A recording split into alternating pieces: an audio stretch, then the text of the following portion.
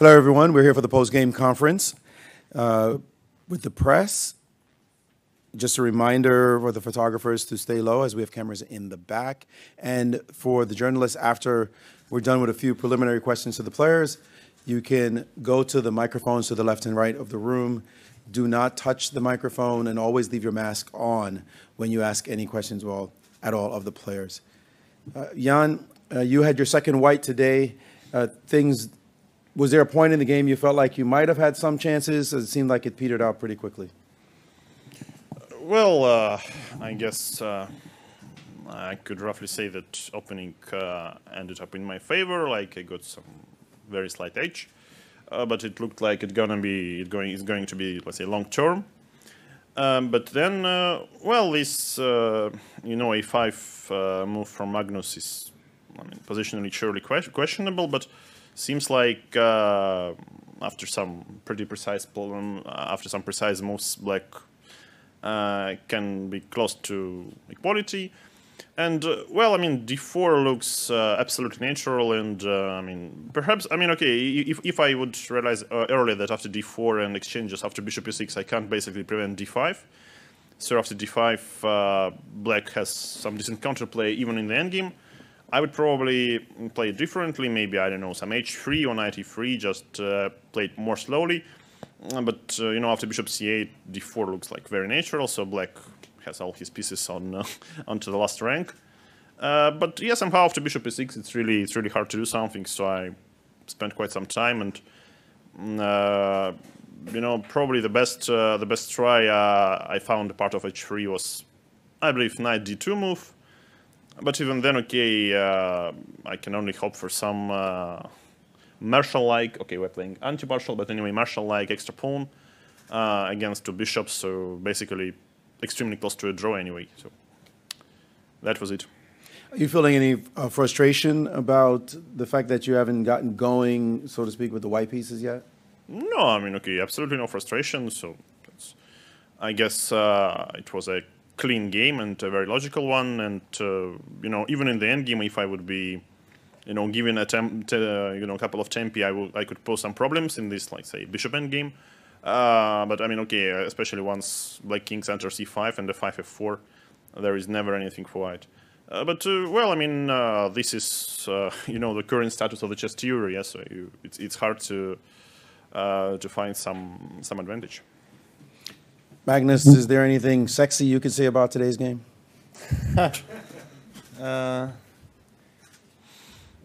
there's a lot that I could say, but yeah, I generally agree that I was obviously making some fairly ugly moves, but it seems all to work out reasonably well. At least I couldn't see any concrete way to pose serious problems. So I think it was a reasonably logical game. You seem incredibly comfortable with the black pieces so far in this match. Is that the correct sentiment? I would say I wouldn't say very comfortable. I feel like I've been trying to equalize in both games without getting a lot of chances, but it's okay. It's fairly normal procedure in these matches. Jan, the trouble of the white pieces, as you made it, is documented nowadays. It seems very difficult to get advantage with white, even after months of preparation. What are you going to need to do to change the trend? No, that whatever am I going to do, the trend will remain the same. So that's not about my preparation or Magnus' preparation. That's about, let's say, the current theory status. Magnus, what's going to be the difference maker? You guys seem to be punching it out right now on even terms. Well, it's 3 games in. There's a lot of time to go, and as you saw yesterday, could easily have been a decisive result. So, yeah, it could obviously for each game the most likely result is a draw. I mean, there's just saying otherwise would be quite yeah, disingenuous, but I mean, any game could explode. Just not today. One last question for you. The tension, people see draws and they think it's just draws, it's not so interesting, but you've been a part of these so many years. How does the tension grow with each draw?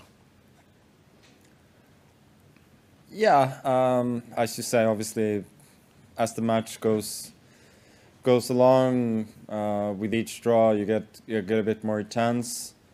But I would say so far, yeah, it's 3 games, and personally, I've been black in 2 of them, I'm fairly satisfied. And there's a lot of time to create something. Although obviously it's not ever going to be easy against a very strong opponent. All right, if I may ask the journalists, you have, again, microphones at both sides of the room.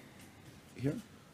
So Jan, I wanted to ask you about one moment. So when you played Rook E8, were you expecting Knight A5, which is sort of the main line? Or you mean 95 instead of Rook E8? Yes. Was that something you were expecting, or was Rook E8, was it a surprise? Well, in some way, I expected everything. So, I guess after such long preparation, you more or less try to be familiar with most of the moves. But I'm sure there are also maybe some worthy tries which haven't been played yet. But yeah, okay, Rook E8 is one of the pretty logical sidelines. Like this whole plan is very healthy. Rook E8, Bishop F8, H6. Yeah, so a little bit like the Zaitsev variation. Yeah, but I mean, still very, very nice for black. And then to Magnus, I wanted to ask about this moment with H3. If Jan had played Knight D2, was your aim to play D5? Yeah, as Jan mentioned, we'll after D5 pretty much by force get this ending with an extra pawn for white, which I thought was just a dead draw. So even if the bishop, would come to C3 and pawn on A5, was your idea to reroute the bishop to A6 possibly, or did you think? No, I mean I thought the bishop eventually after D5 everything gets taken. You take on A5, Rook A8, Bishop C7, Rook A4, Bishop goes to E5 and then C3, and then you go F6, King F7, H5. The bishops are just way too strong, I think. So you would say that you're more than willing to go into this endgame, or did you consider perhaps playing another move to keep things going and maybe perhaps some chances? I hadn't decided yet, but I had I had that in reserve, at least I thought. So there might have been other options, but it didn't feel realistic that I could actually play for something. So probably that's what I would have done. And I know on the first day I asked you about football player. I'm sorry. We have to give all the journalists an opportunity. You can come back on the mic if there are other questions. Sure. Thank you. Hi, Saravanan from Chess.com. Ian, in the official commentary, Vishy Anand was discussing about your opening strategy. To quote him, in every match, people have tried different strategies against Magnus, but so far they haven't cracked it. Ian's strategy seems to be very reasonable. His style has been classical. He's playing the Rylopers, the Catalan with black. For the moment, he is playing the main line that is working for him. Was this your strategy? Would you agree with him? And do you think it's working for you? No, but as Vishy said, it seems very reasonable for him. Yeah, so actually, I also hope it's reasonable. But I guess after 3 games, it's too early to discuss the strategy. Mike Klein with Chess.com. This question is for Magnus Carlsen. Magnus, this is far from your first rodeo, and I know you have processes that have probably been established. So I'm wondering, How much are you trusting your team for in-match opening improvements, or are you still very hands-on in the middle of a match when looking for opening improvements? Yeah, it's an excellent question. You know, I don't wanna say too much, but it's always a combination that obviously you have a good team that you trust, but I mean, at the end of the day, I'm making the decisions. Hi, this is Jan from BST from Montenegro. I have a question for Jan about the move h3. How happy were you at that point to make that kind of a move? Can you walk us through what was going on in your head at that point? No, I think I surely won't tell you what I was thinking. But in general, I found out that d5 is likely inevitable, and this was a way to improve my position before d5. So maybe I could capitalize on that if Black would push d5 immediately, but I guess also d5 should work pretty nicely. But yeah, somehow after h3, c6, it's not such a great important tempi, but h3 could be useful, yeah, in many lines. So I'm not getting mated on the first rank at least. Thanks. I am Rune from the global broadcasts of Chess.24. The question is primarily for Magnus, and would also love to hear if Ian had a reaction. It appears that today's game was analyzed in an online database all the way up until move 20 2 days ago. If this was somebody from your team who forgot to make it private, how would you react? I don't think. I don't think any of us can reasonably comment on that. Well, I can only say that normally you try to switch up this online cloud option in your chess base when you analyze, yeah, to make sure no one uses let's say your fruitful analysis. But I mean, it could probably be a coincidence as well. Okay, thank you. Alexander Evstigneev, TV channel Russia 1. My question is for Jan, and I will ask in Russian. Ян, скажите, пожалуйста, 3 ничьих подряд, насколько для вас комфортна эта ситуация, насколько она вас устраивает, и после суточного вот этого перерыва, который предстоит, можно ли ждать изменения тактики игры, стратегии, ужесточения, может быть? Спасибо. Ну, сложно сказать, ну, как, ну, вчера, на самом деле, были некоторые довольно серьезные шансы, хотя в целом даже вроде глубокий анализ показывает, что ничего прям форсированного за черных не было, да, то есть там совсем прям выигрыша. Вот, но, конечно, в принципе, всегда нацелен на максимально возможный результат, да, и, скажем так, вести 3-0, наверное, было бы лучше, чем сделать 3 ничьи, но надо понимать, что, в принципе, борьба очень вязкая, очень плотная, да, так что, вот, ну, опять же, играем как умеем. Вот, а получается, после выходного дня, ну, не знаю, надо сначала сыграть партию черными, потом партию белыми, то есть я, честно говоря, не загадываю, тут такая, шаг за шагом. Спасибо. Thank you. Ole Christianström, VG Norway. Question for both. As far as I understand, there is a doping test today. Do you think you can get an advantage in chess by using any kind of doping? Jan? Well, but if you use the doping, you are getting banned from the event, yeah, so I mean, that's how it works. But also, I don't know about, let's say, any medicine which especially helps you to play chess, yeah, so, you know, hopefully, okay, we won't witness someone, you know, taking a headphone out of his ears, yeah, and or maybe, you know, the problem with this, let's say, chess doping, yeah, if someone cheating, you can never accuse him of playing too well until it actually the headphone falls down onto the board, yeah, and this is not going to happen, I believe. So I really hope that everyone is fair. Magnus? Yeah, I think there are probably experiments to be made. I mean, people use drugs to both prepare for and to do exams, for instance. I assume they could possibly help in chess as well. If at some point my level of chess drops drastically, I might start experimenting.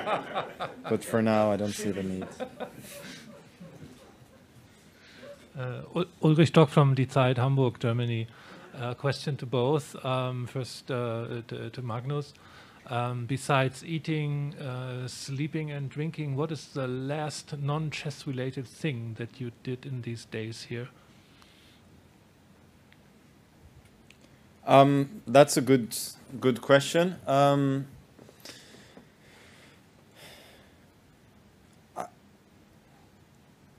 I don't remember, but I can instead tell you about my plans, or the immediate plans after the game today.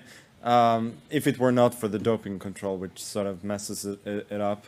The first step of the plan was Chelsea, Manchester United. Then the next step was Real Madrid, Sevilla, and then Golden State Clippers. And then I thought we'll kind of take it from there on the free day. Apart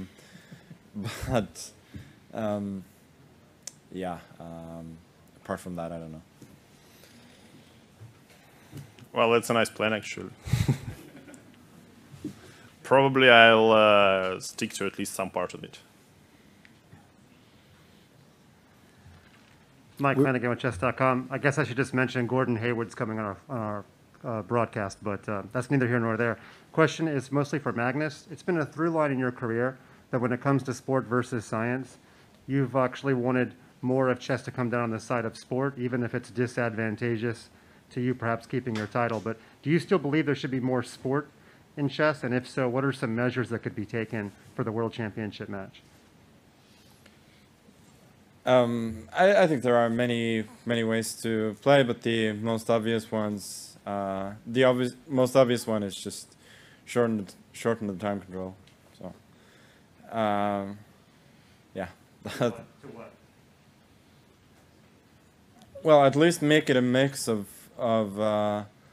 classical and rapid. We'll take 2 more questions, please, before we conclude. Hey, Jonathan Corbo from Chess.com. This is for Magnus. Magnus mentioned his love of sports, some soccer as well as some basketball. In the off day, you said take it from there. Was there any plan to actually engage in some athletics on the off day? And this is actually also for Jan as well. Yeah, I think it's going to depend on how I feel, but I will definitely try and be active tomorrow. As has been mentioned many times, now that we play 3 days in a row instead of 2, then it means there are more limitations on the amount of physical activity you can get. So I'll definitely be looking for that tomorrow. Yeah. Well, you got to do something a part of chess and eating and sleeping. So yeah, that's surely a part of your day there when it's a day off. But in general, I always I'm normally trying not to get tired even more than during a chess game. Yeah, so it should be something. Yeah. And pretty balanced. And you guys have known each other for a very long time and played many games of chess against each other. Have you played any sports against each other over the time you've known each other? Yeah, I think so. So I guess we played quite some football, in the same team and different teams. But that's normally what you do during some round robin tournaments. You in the rest day you go somewhere and play. Okay, they call it football. Thank you. Yes, for the last question. So draws are, of course, not a new thing in World Championship chess at all. We have gone like 5 years now without a decisive game in the classical portion.